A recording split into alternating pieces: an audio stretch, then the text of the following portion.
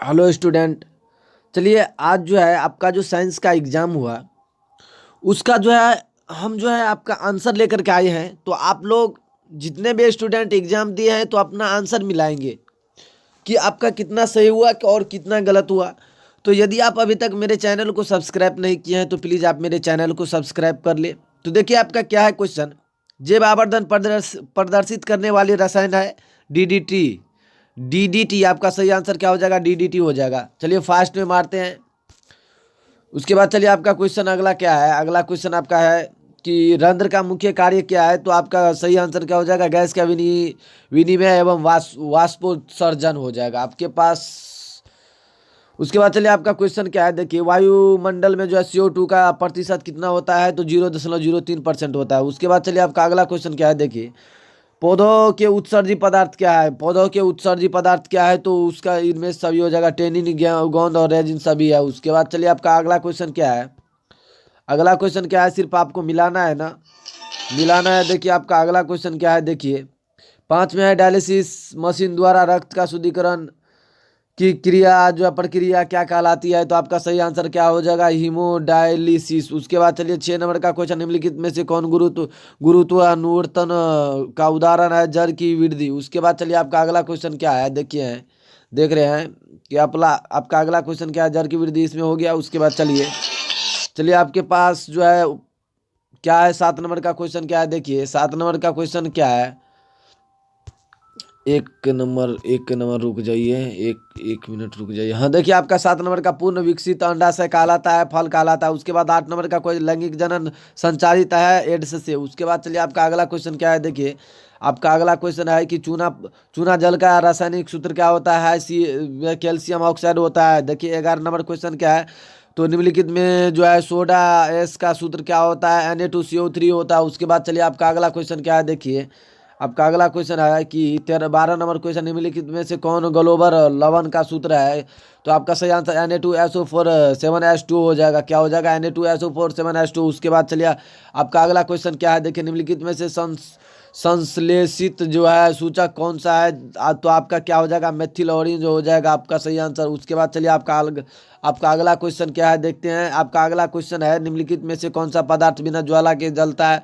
तो आपका हो जाएगा सही आंसर क्या हो जाएगा? कोयला होगा। उसके बाद चलिए आपका अगला क्वेश्चन क्या है देखते हैं। तो आपका अगला क्वेश्चन क्या हो जाएगा। देखिए आपका अगला क्वेश्चन है 15 नंबर, उपचयन में निम्नलिखित में से क्या होता है? तो आपका देखिए इनमें से क्या है, तो आपको इनमें से सभी हो जाएगा। उसके बाद चलिए 16 नंबर क्वेश्चन पर चलते हैं कि 16 नंबर क्वेश्चन में क्या है। देखिए 16 नंबर में क्वेश्चन में क्या कह रहा है। देखिए जल के विद्युत अपघटन में कैथोड पर कौन सी गैस मुक्त होती है? तो ऑक्सीजन होती है। उसके बाद चलिए आपका अगला क्वेश्चन क्या है। देखिए 17 नंबर क्वेश्चन पर चलते हैं। 17 नंबर में क्वेश्चन क्या है, जब सघन माध्यम से विरल माध्यम में प्रवेश करता है तो साइन आई बटे साइन यानी I बराबर R होता है। उसके बाद चलिए आपका अगला क्वेश्चन क्या है देखते हैं। उसके बाद आपका अगला क्वेश्चन क्या है, निर्देशांक क्या कह रहा है। निर्देशांक जो है चिन्ह परिपाटी की सभी दूरी की मापी जाती है। कहाँ से मापी जाती है? तो ध्रुव से सभी दूरियों को मापी जाती है, चाहे फोकस हो चाहे वक्रता त्रिज्या हो। तो चलिए आपका अगला क्वेश्चन क्या है। चलिए हम देखते हैं कि आपका अगला क्वेश्चन क्या है। देखिए 18 नंबर हो गया। उसके बाद चलिए क्या निम्नलिखित में से किस धातु से सोलर सेल बना बना होता है? तो आपका सही आंसर क्या हो जाएगा? सिलिकॉन हो जाएगा। क्या हो जाएगा? सिलिकॉन हो जाएगा। सिलिकॉन हो जाएगा। उसके बाद क्या है आपका क्वेश्चन, लघु पतन के समय परिपथ का प्रतिरोध बहुत कम होता है। क्या होता है? बहुत कम होता है। जितने भी बच्चे आप बहुत कम होते मारे हैं तो आपका बिल्कुल सही है। उसके बाद चलिए आपका अगला क्वेश्चन क्या है। देखिए आपका अगला कोई लघु पतन के समय परिपथ का प्रतिरोध क्या होता है? बहुत ही कम होता है। उसके बाद चलिए आपका अगला क्वेश्चन क्या है। 100 वोल्ट और 220 वोल्ट के बल्ब का जो है 100 वोल्ट के विभवांतर के साथ यदि आरोपित करने पर प्रवाहित धारा क्या होता है? 5/11 आपका सही आंसर हो जाएगा। उसके बाद चलिए आपका सही। उसके बाद आपका अगला क्वेश्चन क्या है। विद्युत बल्ब के फिलामेंट का जो है द्रव्य होता है टंगस्टन का बना होता है। उसके बाद चलिए आपका अगला क्वेश्चन क्या है देखते हैं। आपका अगला क्वेश्चन है, देखिए आपका अगला क्वेश्चन क्या है। एक मिनट रुक जाइए। देखिए हाँ देखिए 22 नंबर का क्वेश्चन क्या है। देखिए 22 नंबर हो गया ना। 23 नंबर क्वेश्चन पर चलते हैं। देखिए प्रकाश का जो न्यूनतम तरंग दैर्घ्य कितना होता है? 380 होता है। कितना होता है? तो 380 होता है। आपका सही आंसर क्या हो जाएगा? 380 होता है। न्यूरोमीटर होता है। उसके बाद चलिए आपका 24 नंबर का विद्युत प्रतिरोध के कारण चालक में उत्पन्न होता है क्या होता है? उसमें प्रभाव उत्पन्न होता है। उसके बाद चलिए आपका अगला क्वेश्चन क्या होता है। आपका अगला क्वेश्चन देखिए, आपका अगला क्वेश्चन है ऑक्सीजन। ऑक्सीजन के क्या होता है देखिए, पहले बड़ा कर लें। 1 मिनट रुक जाइए। हाँ चलिए, क्या होता है देखिए, ऑक्सीजन ऑक्सीजन के परिवहन के लिए जिम्मेदार रक्त मतलब घटक क्या है, आरबीसी होता है। जैसे किस 1 मिनट रुक जाइए। देखिए क्या कहता है, निम्नलिखित में से किस धातु से सोलर सेल बना होता है, क्या कहता है। तो आपके पास ए में है सोना, बी में है सिलिकॉन, सी में है जस्ता, डी में है प्लेटिनम। तो आपका सही आंसर हो जाएगा यानी सिलिकॉन। जो स्टूडेंट सिलिकॉन लगाए हैं उनका बिल्कुल सही है। तो चलिए हम अगला क्वेश्चन पर चलते हैं। आपका अगला क्वेश्चन क्या है, लघुपथ के समय परिपथ का प्रतिरोध क्या होता है। लघुपथ का के समय क्या होता है, परिपथ का जो है प्रतिरोध क्या होता है, बहुत कम हो जाता है। उसके बाद चलिए आपका अगला क्वेश्चन क्या है। आपका अगला क्वेश्चन है देखिए, आपका अगला क्वेश्चन क्या है। हाँ चलिए देखिए आपका अगला क्वेश्चन क्या है।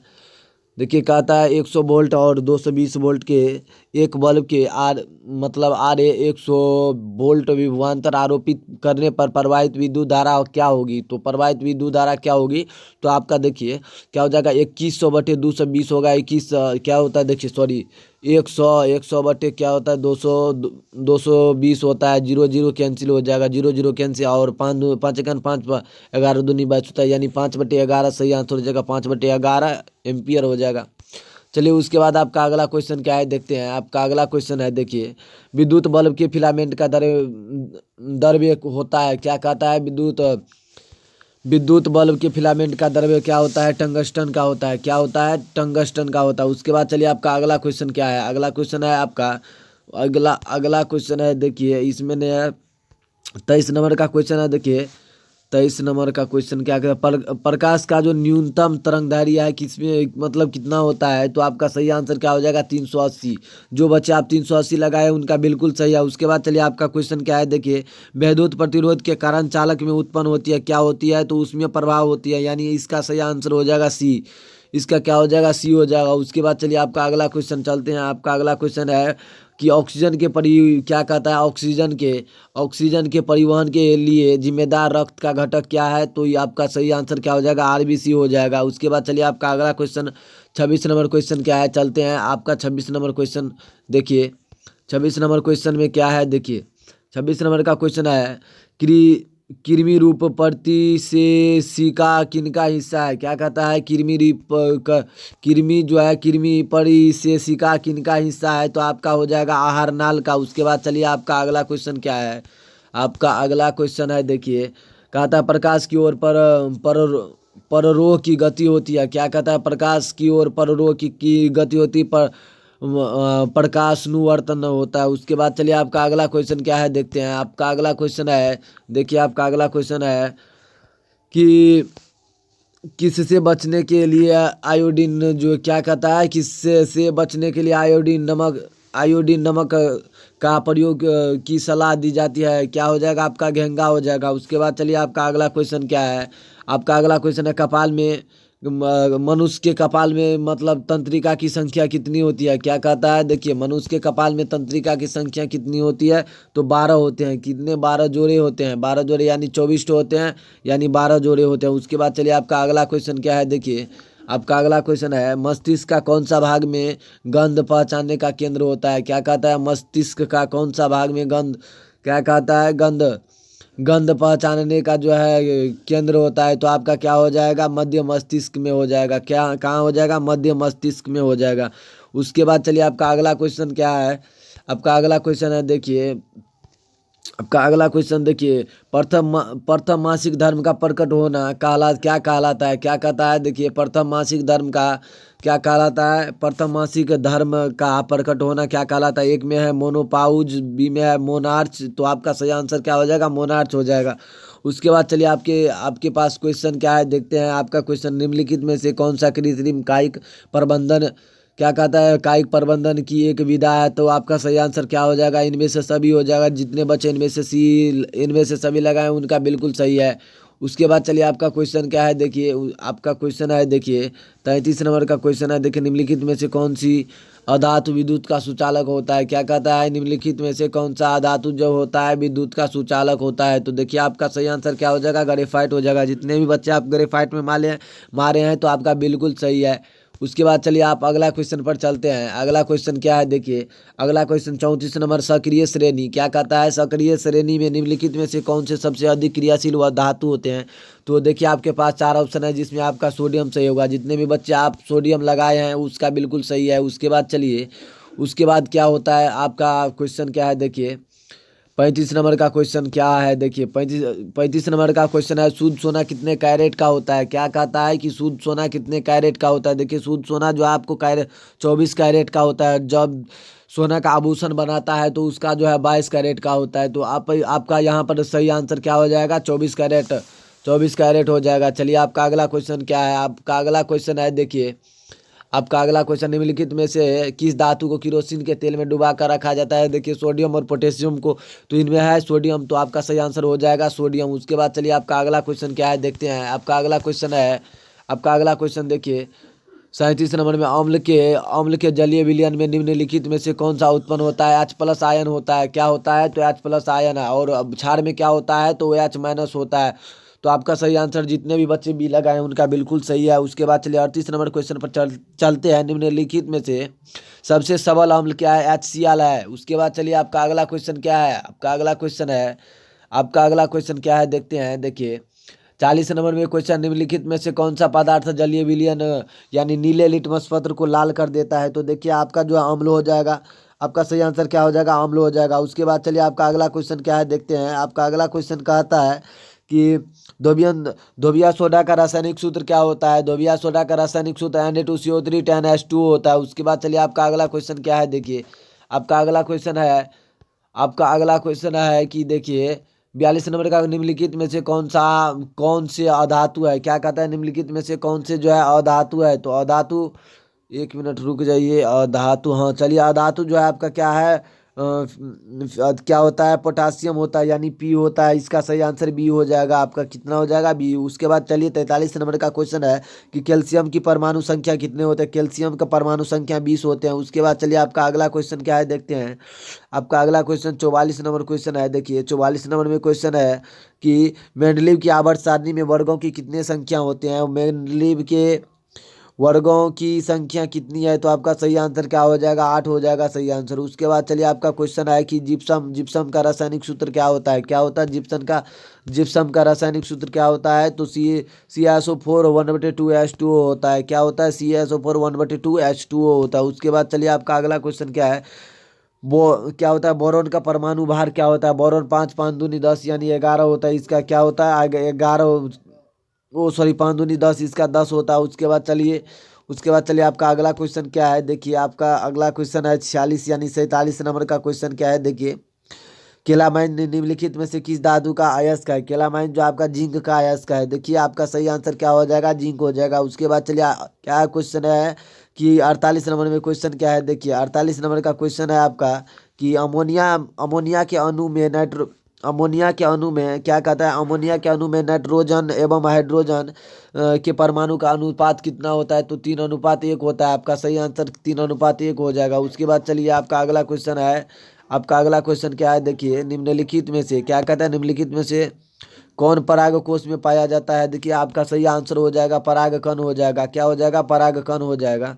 देखिए आपका सही आंसर क्या हो जाएगा, परागकण हो जाएगा। उसके बाद चलिए आपका अगला क्वेश्चन पर चलते हैं। आपका अगला क्वेश्चन क्या है देखिए, निम्नलिखित में से कौन पादप हार्मोन नहीं है। क्या है, पादप हार्मोन नहीं है। तो आपका जो सही आंसर हो जाएगा, क्या हो जाएगा, खाना खाइएगा ना। हाँ ऑक्सीटोसिन हो जाएगा। उसके बाद चलिए आपका अगला क्वेश्चन क्या है, आपका अगला क्वेश्चन है देखिए उसके बाद आपका अगला क्वेश्चन क्या है, 51 नंबर क्वेश्चन है। देखिए आपका 51 नंबर क्वेश्चन है कि अलैंगिक जनन की विधि क्या कर रहा, मतलब क्या कर रहा है। देखिए अलैंगिक जनन की विधि क्या है। तो आपका सही आंसर क्या हो जाएगा देखिए, बीजाणु जनन भी होगा, मुकुलन भी होगा, विखंडन भी होगा। इनमें से सभी आपका आंसर सही हो जाएगा। उसके बाद चलिए 52 नंबर में क्वेश्चन में क्या कर रहा है देखिए, मेंडलीव क्या कर रहा है, मेंडलीव ने अपने प्रयोग के लिए किस पौधे का चयन किया था। तो आपका सही आंसर क्या हो जाएगा, मटर का, यानी पी का हो जाएगा सही आंसर।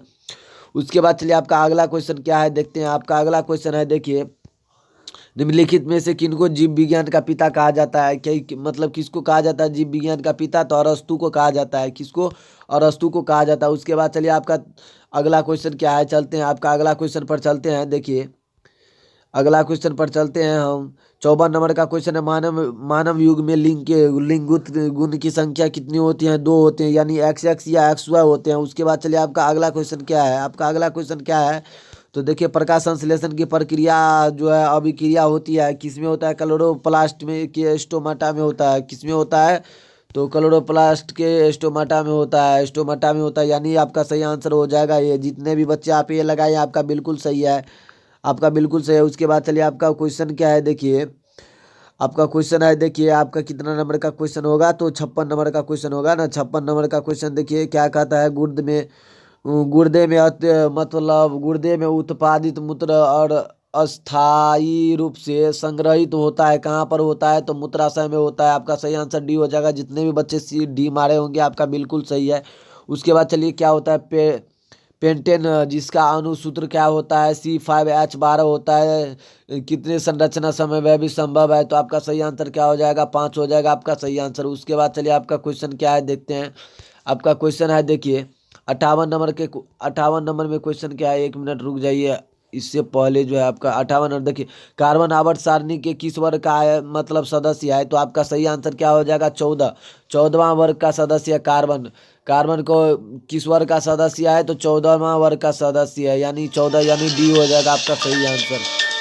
उसके बाद चलिए, उसके बाद हम अगला क्वेश्चन पर चलते हैं। देखिए उसके बाद हम अगला क्वेश्चन पर चलते हैं। 1 मिनट रुक जाइए, 1 मिनट, 1 मिनट रुक जाइए, 1 मिनट। अरे यार, काहे नहीं काम करते हैं भाई। हाँ चलिए, आपका अगला क्वेश्चन क्या है? देखिए ये तो हो गया ना। उसके बाद हाँ देखिए 59 नंबर क्या है? घेंगा रोग जो है होता है, पनपता है किसके द्वारा पनपता है? आयोडीन के कमी के द्वारा, आयोडीन के कमी के द्वारा। उसके बाद 60 नंबर को रंध्र मुख्यतः पाए जाते हैं किसमें? पत्तियों में पाए जाते हैं। उसके बाद चलिए आपका अगला क्वेश्चन क्या है? देखिए आपका अगला क्वेश्चन है, देखिए आपका अगला क्वेश्चन, रक्तचाप क्या है? रक्तचाप मापने का उपकरण क्या कहता है? रक्तचाप मापने का उपकरण को क्या कहते हैं? रक्तचाप मापने के उपकरण को क्या कहते हैं? तो एस्फिग्नोमी मो क्या कहता है? एस एस्फिग्मोमेनोमीटर, एस्फेगमीनो, अरे यार कहने में भी थोड़ा लज्जा होता है मुंह को। चलिए आपका अगला क्वेश्चन क्या है? देखिए परागकोश में क्या पाए जाते हैं? तो परागकण पाए जाते हैं। क्या पाए जाते हैं? तो परागकण पाए जाते हैं। उसके बाद चलिए आपका अगला क्वेश्चन क्या है? देखिए आपका अगला क्वेश्चन क्या है? तो देखिए 63 नंबर, लसिका का रंग होता है, लसिका का हल्का पीला होता है। देखिए जितने भी बच्चे आप हल्का पीला मारे हैं आपका बिल्कुल सही है। चलिए आपका 64 नंबर का क्वेश्चन क्या है? देखते हैं 64 नंबर में क्वेश्चन, निम्नलिखित में से कौन एक जैव और नव और निम्नीकरण पदार्थ है? तो आपका जो जितने भी बच्चे DDT मारे हैं आपका बिल्कुल सही है। कितना क्या मारे हैं? DDT मारे हैं, उनका बिल्कुल सही है। उसके बाद चलिए आप 65 नंबर क्वेश्चन पर चलते हैं। सेल का विद्युत वाहक बल क्या है? सेल द्वारा इकाई आवेश पर लगाया गया बल हो जाएगा आपका सही आंसर। उसके बाद चलिए आपका अगला क्वेश्चन क्या है? देखते हैं। आपका अगला क्वेश्चन है देखिए क्या 66 नंबर में क्वेश्चन है, परिस्थितिक तंत्र में ऊर्जा का प्रवाह होता है कैसे होता है? एक दिशीय होता है। कितना? कैसे? एक दिशीय होता है। उसके बाद चलिए अब आवेश का ऐसा मात्रा क्या होता है? कूलम होता है। जितने भी बच्चे कूलम मारे हैं आपका बिल्कुल सही है। उसके बाद चलिए आपका अगला क्वेश्चन पर चलते हैं। 68 नंबर क्वेश्चन क्या है? देखिए दूरदृष्टि दोष वाले नेत्र साफ साफ देख पाता है, दूर स्थित वस्तु को देख पाता है लेकिन निकट स्थित वस्तु को नहीं देख पाता है। तो आपका सही आंसर क्या हो जाएगा? बी हो जाएगा। उसके बाद चलिए 69 नंबर क्वेश्चन पर चलते हैं। निम्न में से कौन सा ऊर्जा स्रोत जो जो है ऊर्जा का व्युत्पन्न नहीं करता है? तो आपका सही आंसर क्या हो जाएगा? नाभिकीय ऊर्जा हो जाएगा। चलिए जितने बच्चे आप नाभिकीय ऊर्जा लगाए हैं उनका बिल्कुल सही है। उसके बाद चलिए आपका 70 नंबर का क्वेश्चन क्या है? देखिए अभी कहाँ तक बताया? नाभिकीय ऊर्जा नहीं, ये क्वेश्चन नहीं था नाभिकीय। हाँ चलिए आपका 70 नंबर का 68 नंबर का क्वेश्चन हो गया है। तो चलिए 70 नंबर को 69 नंबर का हो गया। उसके बाद चलिए 70 नंबर क्वेश्चन पर चलते हैं। क्या कह रहा है? विद्युत धारा के चुंबकीय प्रभाव की खोज किसने किया है? किसने किया है विद्युत धारा का चुंबकीय प्रभाव? तो आर्मस्ट्रेड ने। उसके बाद चलिए 71 नंबर का क्वेश्चन कहता है, चीन के निर्देशांक परिपाटी में धनात्मक फोकस की दूरी कितने होती है? तो ए और बी दोनों, यानी उत्तल और अवतल दोनों होते हैं। उत्तल उत्तल लेंस और उत्तल दर्पण होते हैं, यानी ए और बी दोनों हो जाएगा आपका सही आंसर। चलिए उसके बाद आपका क्वेश्चन क्या है? चलते हैं आपके क्वेश्चन पर चलते हैं। 72 नंबर क्वेश्चन, निम्न में से किस कारण के सामान्य नमक का जलीय घोल जो है विद्युत का सुचालक होता है? तो जिसका जो है धनावेश और ऋणावेश दोनों की विपरीत दिशा में गति, यानी इसका सही आंसर क्या हो जाएगा? बी हो जाएगा सही आंसर। उसके बाद देखिए जितने भी बच्चे यहाँ बी लगाए आपका बिल्कुल भी सही है। उसके बाद चलिए आपका अगला क्वेश्चन क्या है, देखिए देखिए कितना नंबर है। हाँ चलिए 73 नंबर क्वेश्चन पर चलते हैं। देखिए 73 नंबर में क्वेश्चन क्या कह रहा है, 73 नंबर में क्वेश्चन क्या कह रहा है, देखिए किसी गोलीय क्या कह रहा है, किसी गोलीय दर्पण की फोकस दूरी यदि प्लस 20 सेंटीमीटर हो, यदि प्लस 20 सेंटीमीटर हो तो गोलीय दर्पण किस प्रकार का दर्पण है? तो आपका सही आंसर क्या हो जाएगा? देखिए अब तक उत्तल दर्पण हो जाएगा आपका सही आंसर। जितने भी बच्चे आप उत्तल दर्पण लगाए 1 नंबर जोड़े, 1 नंबर प्लस कीजिए अपने नंबर में। चलिए उसके बाद अगला क्वेश्चन क्या है देखते हैं। आपका अगला क्वेश्चन क्या है, देखिए काट डालिए।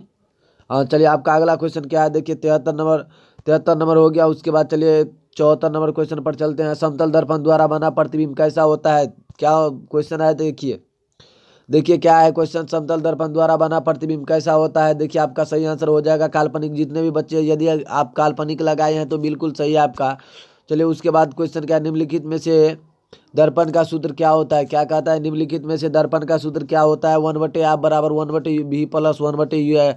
आपका सही आंसर बी हो जाएगा आपका सही आंसर। उसके बाद चलिए आपका अगला क्वेश्चन क्या है देखते हैं। आपका अगला क्वेश्चन देखा जाए, अगला क्वेश्चन जो है आपका 76 नंबर क्वेश्चन। देखिए क्या करा कि किसी समतल दर्पण द्वारा क्या करा आवर्धन होता है, किसी समतल दर्पण द्वारा जो है आवर्धन कितना होता है? +1 होता है। उसके बाद चलिए आपका 77 नंबर क्वेश्चन है, निम्नलिखित में से किस दर्पण द्वारा किसी वस्तु का आभासी प्रतिबिंब बनाया जा सकता है?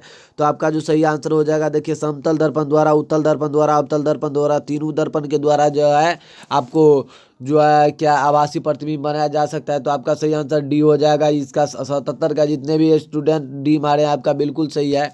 चलिए आपका अगला क्वेश्चन क्या है, देखिए आपका अगला अगला क्वेश्चन है कि विरल माध्यम से सघन माध्यम में जब जाती हुई किरण मुड़ जाती है तो क्या होता है जब सघन? तो आपका इसमें इसमें जो आपका क्या हो जाएगा, तो देखिए क्या है क्वेश्चन कि विरल जब प्रकाश की किरणें सघन माध्यम से विरल माध्यम में जाती है तो प्रकाश जो है अभिलंब की ओर मुड़ जाती है, लेकिन जब प्रकाश जो है विरल माध्यम से जब सघन माध्यम में जाती है तो क्या होता है? तो क्या होता है अभिलंब के हाँ आपका सही आंसर क्या हो जाएगा? ये हो जाएगा, यानी अभिलंब की ओर मुड़ जाएगा। चलिए 80 नंबर में क्वेश्चन क्या है, निम्नलिखित में से किस लेंस की फोकस दूरी धनात्मक होती है? तो आपका जो सही आंसर क्या हो जाएगा? आपका उत्तल लेंस हो जाएगा, यानी ये हो जाएगा आपका सही आंसर। तो देखिए अभी अभी जो है हम कितने क्वेश्चन को सोल्व किए हैं, तो आपके कितने क्वेश्चन को, तो 80 क्वेश्चन को सोल्व किया है जो आपके बोर्ड में पूछा गया था। देखिए तो यदि अभी तक आप मेरे चैनल को सब्सक्राइब नहीं किया तो प्लीज़ आप मेरे चैनल को सब्सक्राइब कर ले, ताकि यदि आपका और भी दिन यदि एग्जाम हो तो मैं इसी तरह से डालता रहूँगा, आप अपना क्वेश्चन का आंसर जो है मिलाते रहेंगे। चलिए जय हिंद जय भारत।